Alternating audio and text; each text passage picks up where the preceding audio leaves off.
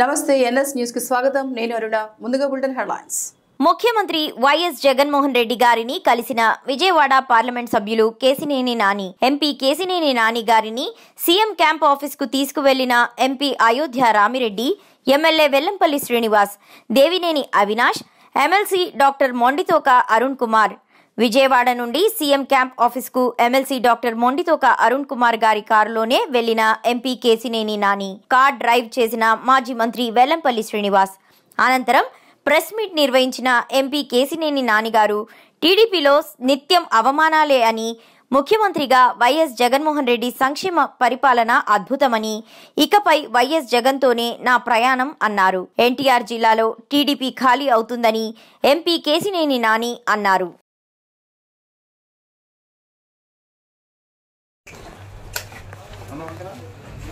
అందరికీ నమస్కారం. గత 4వ తేదీ నుంచి జరుగుతున్న పరిణామాలకి అన్నీ మీకు తెలుసు. సో నేను తెలుగుదేశం పార్టీకి లోక్సభకి రాజీనామా చేసి తర్వాత పార్టీకి కూడా రాజీనామా చేస్తాను కూడా నేను అందరికీ చెప్పాను. నేను 2013 జనవరి 16వ తారీఖు నుంచి విజయవాడ పార్లమెంట్ ఇన్ఛార్జిగా అభ్యర్థిగా తెలుగుదేశం పార్టీ కోసం కష్టపడుతూ జరుగుతుంది. ఆ రోజు 2013 జనవరి 21న కృష్ణా జిల్లాలోకి పాదయాత్ర చంద్రబాబు నాయుడు గారు మీకోసం పాదయాత్ర ఎంటర్ అవుతుంటే 16వ తారీఖు నన్ను విజయవాడ పార్లమెంట్ ఇన్ఛార్జిగా మరియు పార్లమెంట్ అభ్యర్థిగా ప్రకటించి నన్ను పంపించడం జరిగింది. ఆ రోజు నుంచి ఈ రోజు వరకు కూడా నేను పార్టీ కోసం కష్టపడినటువంటి తీరు మీ అందరికీ తెలుసు. ముఖ్యంగా 2014 ఎన్నికల వరకు పాదయాత్ర తర్వాత పంచాయతీ ఎన్నికలు, జెడ్పీటీసీ, ఎంపీటీసీ ఎన్నికలు, అట్లాగే కార్పొరేషన్ మున్సిపల్ ఎన్నికలు, తర్వాత జనరల్ ఎలక్షన్స్.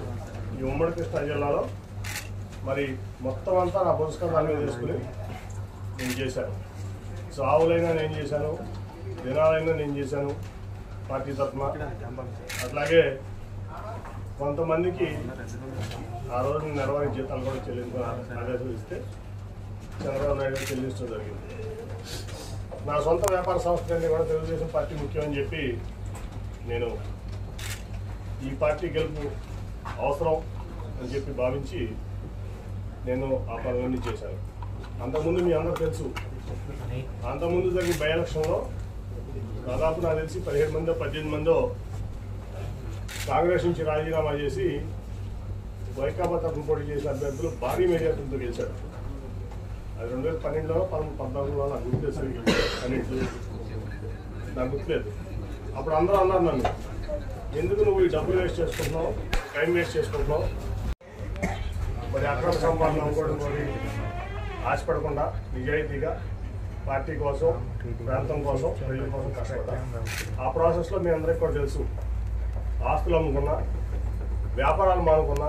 ఇవాళ నేను అమ్ముకున్న ఆస్తుల విలువ హైదరాబాద్లో 2,000 కోట్లు, లక్షణాలు 2,000 కోట్లు. నేను అమ్ముకున్న ఆస్తులు మీకు కావాలంటే నా పోటీ సర్టిఫికేట్ తీసి వాళ్ళు చూస్తే ఆస్తులు ఇవాళ వాల్యూ 2,000 కోట్లు ఉంటుంది. అట్లాగే వ్యాపారం కాకుండా కొన్ని విషయాల్లో ఆయన నా పట్ల ప్రదర్శించినటువంటి తీరులో వ్యాపారం కూడా ఆపుకోవాల్సి వచ్చింది. ఆ రోజు కూడా నేనేం బాధపడలా, వాటి నెక్స్ట్ అనుకుని ముందుకెళ్ళాను. ఇక్కడ 19 ఎలక్షన్ మళ్ళీ గెలిచాను. ఇక్కడ లోకేష్ గారు మంగళగిరిలో ఓడిపోతే నేను విజయవాడలో ఎంపీగా నేను గెలిచాను. మరి ఆయన పార్టీ ఇన్ఫ్రాస్ట్రక్చర్ అంతా ఇచ్చారు, రిసోర్సెస్ అన్నీ ఇచ్చారు. అట్లాగే పార్టీ యంత్రాంగం మొత్తం ఆయన కోసం కృషి చేసి ఆయన ఓట్లేదు. అట్ ది సేమ్ టైం నేను ఎప్పుడు కూడా చంద్రబాబు నాయుడు గారు పట్టించుకోలేదు. నేను గెలిచాను ఎంపీగా.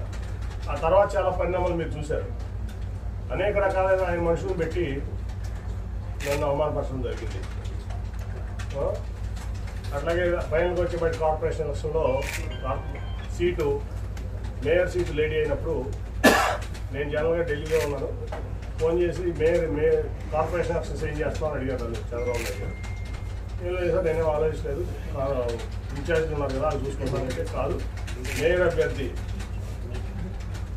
ఎవరిని పెడతారంటే నాకు తెలుస్తుంది అన్న. ఇదే మాట మీకు చెప్తున్నా. నేను ఒక కోరుకోడు పట్ల ఆ రోజు అన్నాడు బోండా మన వైఫ్ని పెట్టాలని నిజమేనా అని నన్ను అడిగారు. ఆయన ఫోన్లోకి వచ్చి నేను వాళ్ళ వరకు ఎవరికి చెప్పలేదు, నాకు తెలియదండి అన్న.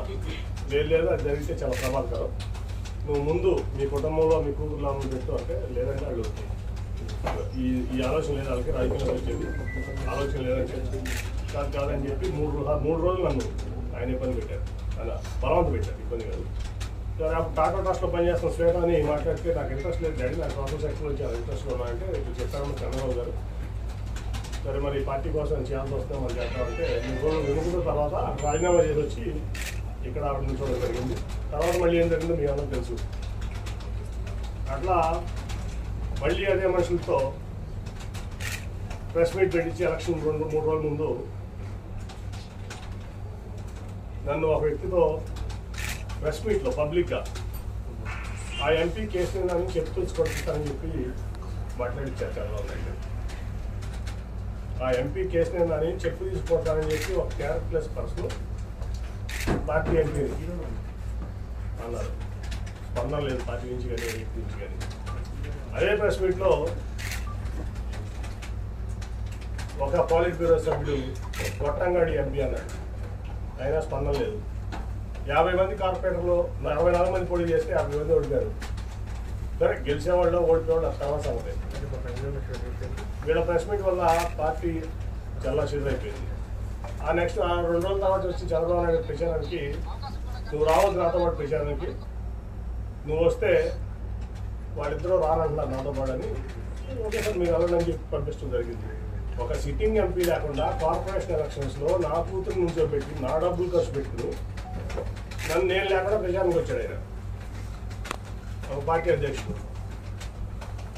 అట్లాగే అంతకుముందు మీకు అసలు యాక్చువల్గా చెప్పాల్సింది ఏంటంటే రాబిన్ శర్మ టీము నేను నెట్టనారాయణ గారు కూర్చుంటే వచ్చి సార్ మన పార్టీకి 5 సీట్ల కంటే ఎక్కువ రావట్లేదు ఎలక్షన్లో, దీనికి అసలు మరి ఏం చేస్తా తెలియదంటే నువ్వు ఆ రిపోర్ట్ ఎక్కడ బయట పెట్టమాక, మీరు నెట్టనారాయణ గారు సాక్ష్యం దొరికి నువ్వు ఆ రిపోర్ట్ ఎక్కడ బయట పెట్టమాక, నేను చూసుకుంటాను. ఆల్రెడీ రంగంలో ఉన్న 64 మంది నీరు గారిపోతారు, చాలా ఇబ్బంది పడతారు, సెల్ఫ్ కాన్ఫిడెన్స్ కోల్పోతారు, అక్కడ బయట పెట్టాక నేను చూసుకుంటానని చెప్పి నేను ఫైన్ చేసి ₹1 పార్టీ కానీ ఆడ ఇన్ఛార్జ్ కానీ ₹1 ఒక క్యాండిడేట్కి మొత్తం నేను ఫండ్ చేసి నేను నుంచోబెట్టి నేను గెలిపిస్తే వీళ్ళు మొత్తం చెడగొట్టారు. 14 గెలిచి ఓకే అదంతా అయిపోయింది. కానీ ఇప్పుడు ఏంటంటే ఒక పార్టీ అధ్యక్షుడు ఒక పార్టీ ఎంపీని ప్రోటోకాల్ విరుద్ధంగా నువ్వు రావద్దు మరిచ్చారు పార్టీ కోసం ఆయన కోసం. ఒక పార్టీతో ఉన్నటువంటి పాలిట్ బ్యూరో మెంబరు ఒక 5-10 వ్యక్తితో చెప్పి తీసుకుంటారు, అది మరిచ్చారు. అట్లాగే గొట్టంగా అనిపించారు, భరించారు. ఏం చేయాలి నేను? ఎన్ని అవమానాలు పడాలి? అయిపోయింది రోజువారీ అవమానాలు. తర్వాత నేను ఒక రోజు వెళ్ళి ఆయనతో చెప్పాను, సార్ మీకు ఇష్టం అయితే చెప్పండి నేను తప్పకుండా ఎంపీగా అయితే, లేదు నువ్వే ఉండాలి. మరి అక్రమ సంపాదన అనుకోవడం కోరి ఆశపడకుండా నిజాయితీగా పార్టీ కోసం ప్రాంతం కోసం ప్రజల కోసం కష్టపడ్డా. ఆ ప్రాసెస్లో మీ అందరికీ కూడా తెలుసు, ఆస్తులు అమ్ముకున్నా, వ్యాపారాలు మానుకున్నా. ఇవాళ నేను అమ్ముకున్న ఆస్తులు విలువ హైదరాబాద్లో 2,000 కోట్లు, లక్షణాలు 2,000 కోట్లు. నేను అమ్ముకున్న ఆస్తులు మీకు కావాలంటే నా 14 ల్యాక్ సర్టిఫికేట్ తీసి వాళ్ళు చూస్తే ఆస్తులు ఇవాళ వాల్యూ 2,000 కోట్లు ఉంటుంది. అట్లా వ్యాపారం కాకుండా కొన్ని విషయాల్లో ఆయన నా పట్ల ప్రదర్శించినటువంటి తీరులో వ్యాపారం కూడా ఆపుకోవాల్సి వచ్చింది. ఆ రోజు కూడా నేనేం బాధపడాలి, వాటి నెక్స్ట్ అనుకుని ముందుకెళ్ళాను. సరే 19 ఎలక్షన్ మళ్ళీ గెలిచాను. ఇక్కడ లోకేష్ గారు మంగళగిరిలో ఓడిపోతే నేను విజయవాడలో ఎంపీగా నేను గెలిచాను. మరి ఆయన పార్టీ ఇన్ఫ్రాస్ట్రక్చర్ అంతా ఇచ్చారు, రిసోర్సెస్ అన్ని ఇచ్చారు. అట్లాగే పార్టీ యంత్రాంగం మొత్తం ఆయన వరకు కృషి చేసి ఆయన ఓడిపోయారు.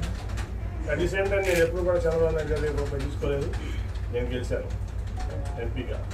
ఆ తర్వాత చాలా పరిణామాలు మీరు చూశారు. అనేక రకాలైన ఆయన మనుషులను పెట్టి నన్ను అవమానపరచడం జరిగింది. అట్లాగే ఫైనల్గా వచ్చి బయట కార్పొరేషన్ ఎలక్షన్లో మేయర్ సీటు లేడీ అయినప్పుడు నేను జనరల్గా ఢిల్లీలో ఉన్నాను. ఫోన్ చేసి మే కార్పొరేషన్ ఆఫీసర్స్ ఏం చేస్తామని అడిగారు నన్ను చంద్రబాబు నాయుడు గారు. ఏం లేదు సార్, నేనేం ఆలోచించలేదు, ఇన్ఛార్జ్ ఉన్నారు కదా అది చూసుకుంటానంటే కాదు, మేయర్ అభ్యర్థి గవర్నమెంట్ పెడతానంటే నాకు తెలియదు అన్నాను. ఇదే మాట మీకు చెప్తున్నా. నేను ఒక కోటి మాటలు ఆ రోజు అన్నాడు, బోండా గారి వైఫ్ని పెట్టాలని నిజమేనా అని నన్ను అడిగారు ఆయన ఫోన్లోకి వచ్చి. నేను వాళ్ళ వరకు ఎవరికి చెప్పలేదు, నాకు తెలియదండి అన్న.